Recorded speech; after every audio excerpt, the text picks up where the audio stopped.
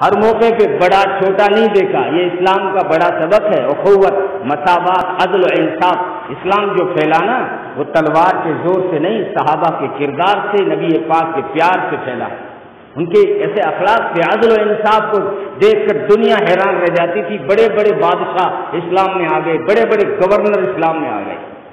وہ ہرمزان اسلام میں کیسے آیا؟ مسلمان سے لڑ رہا تھا، ہر جگہ مسلمانوں کو دھوکہ دیتا تھا. ایران سے جب جنگی ہوئی حضرت عمر کے دور میں، جنگ قادسیہ، جنگ مدائن، اس کے بعد میں ہرمزان وہاں سے بھاگ گیا اور ایک قلعے کے اندر بند ہو گیا.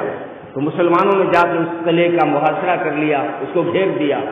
تو قلعے کی چھت پہ چڑھ گیا اور کہنے لگا میں ہتھیار ڈالنے کو تیار ہوں، لیکن میرا فیصلہ تم نہیں کرو گے، تمہارے امیر عمر بن خطاب کریں گے. مجھے مدینے لے چلو. تو ان کو جو ہے پکڑ کے مدینے لایا گیا ان کو.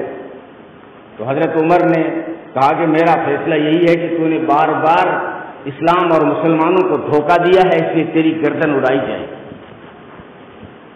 تو حضرت عمر کا ہاتھ تلوار کی طرف بڑھا تو اس نے کہا کہ مجھے پانی تو پلا دو، میری آخری خواہش پوری کرو، مجھے پانی پلاؤ. وہ پانی دیا گیا تو اس کا ہاتھ کانپ رہا تھا اور کہہ رہا تھا مجھے ڈر ہے کہیں پانی پینے سے پہلے میں مار دیا جاؤں. حضرت عمر نے فرمایا کہ نہیں، جب تک تو پانی نہیں پیے گا تب تک تیری گردن نہیں اڑائی جائے گی، نہیں مارا جائے گا. بڑی چالاکی کی تھی اس نے پانی کا برتن پھینک دیا اور کہا کہ میں اب نہیں مارا جاؤں گا، کیونکہ آپ کہہ چکے ہیں کہ جب تک پانی نہیں پیو گے نہیں مارے جاؤ گے. اب میں پانی پیوں گا ہی نہیں، اس لیے نہیں مارا جاؤں گا.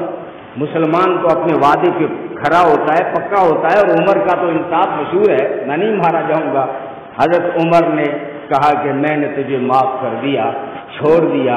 اس نے کہا اشہد ان لا الہ الا اللہ و اشہد ان محمد رسول اللہ. میں گواہی دیتا ہوں، یہ چیز جانچنا چاہتا تھا، میں بڑا سنتا تھا کہ اسلام میں عدل و انصاف ہے، برابری ہے، میں چیک کرنا چاہتا تھا. آج آنکھوں سے مشاہدہ ہو گیا کہ اسلام تو واقعتاً عدل و انصاف کا نام ہے، اس لیے میں اسلام میں آتا ہوں.